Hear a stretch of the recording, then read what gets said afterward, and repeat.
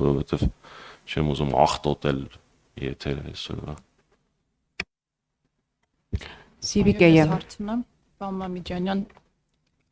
թույլ տվեք հարցնել հայհոյանքը արդյոք համարում եք այլախոհություն։ Երկրորդ հարցը, ասում եք, որ ամեն երկրորդ Նիկոլ Փաշինյանին համարում է դավաճան։ Ամեն երրորդը, հա, սաստկացրեցի փաստորեն վիճակագրությունը, թույլ տվեք հարցնել որևէ սոցհարցման կամ այլ հասարակական կարծիքի ստուգման տվյալներ ունեք, թե մասնավորապես ամեն երրորդը, չորրորդը կամ 10-րդը ինչ է համարում պարոն Սերժ Սարգսյանին, եւ երրորդ հարցը ձեր թույլտվությամբ պարոն Սարգսյանը ոդքասթի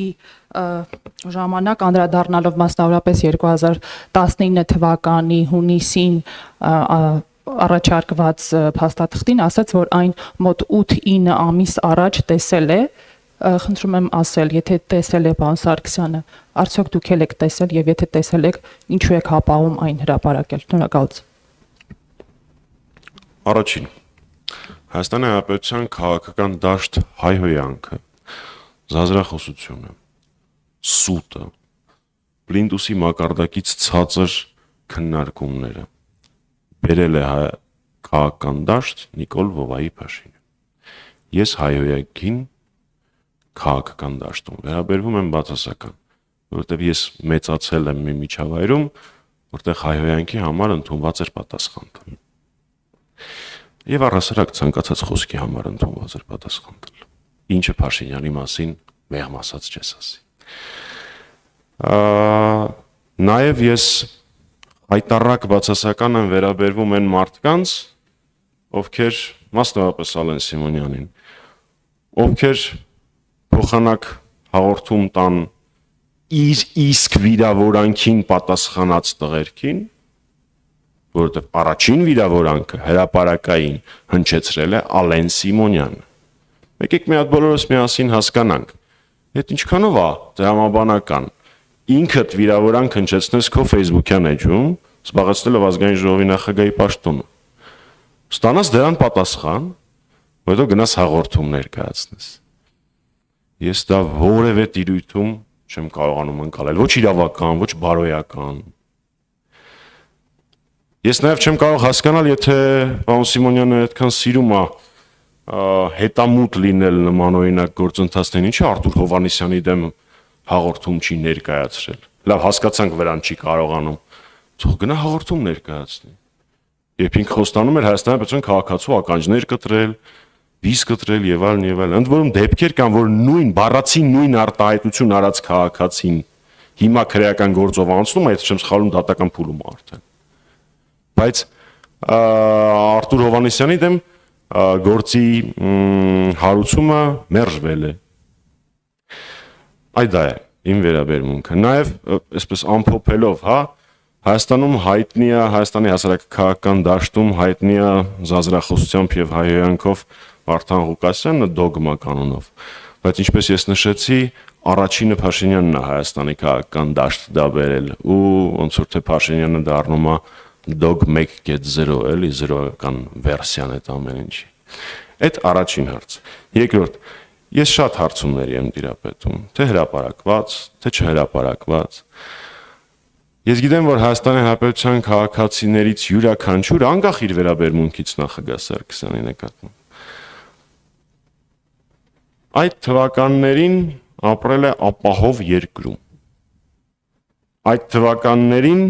կարողանում էր ազատորեն գնալ Արցախ, Ղազանչեցոցում մոմ վառել։ Այդ թվականներին մեր հիմնական հասարակահաղաքական ամենալայնամասշտաբ ցույցերը էլեկտրաէներգիայի գնի հետ թանկացման հետ կապված էին, Մաշտոցի պուրակի հետ էին կապված։ Երանի ենք, չէ՞, ոնց որ տալի են ժամանակներին, երբ որ մեր երկրի հասարակական խնդիրները դրանք էին։ Այնպես որ դա է իմ ընկալմամբ Հայաստանի Հանրապետության քաղաքացու վերաբերմունքը նախագահ Սարգսյանին։ Եվ վերջին կետը թվերով լինի, հա, երևի։ Նախագահ Սարգսյանը ուղիղ 1 շաբաթ առաջ այսօրը 7 ժամանոց ոդկասթի է մասնակցել։ Այդ ոդկասթը այսօր առավոտյան ուներ 250,000 view։ 7 ժամանոց ոդկասթ։ Եվ մի շաբաթ Հայաստանի ամբողջ հասարակական դաշտը օրակարգը թելադրվում էր նախագահ Սարգսյանի ոդկասթին հնչեցրած մուտքերով։ Եվ եւս մեկ կարևոր ձեռքբերում, վերջապես կարողացանք կորզել Փաշինյանին, ստիպել, որպեսզի ինքը խոստանա, որ մինչև տարվա վերջ ինքը կհրապարակի բանակցային փաստաթղթերը։ Դա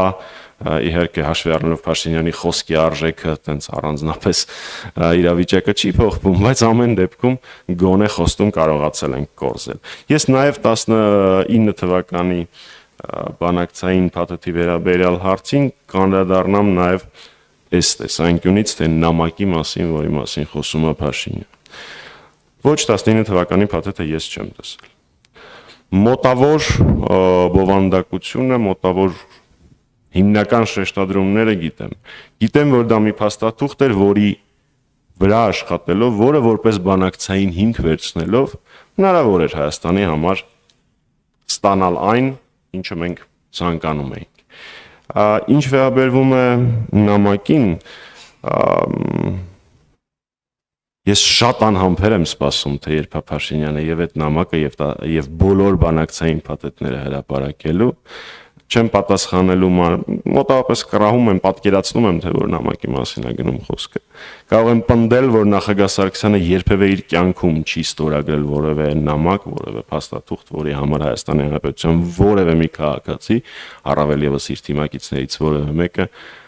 ստիպված լինի ամաչել։ Երբ որ նամակը հրապարակվի եւ բանակցային փաթեթը հրապարակվի, այն ժամանակ դուք իմ ասածներում կհամոզվեք։ Բայց ավարտելով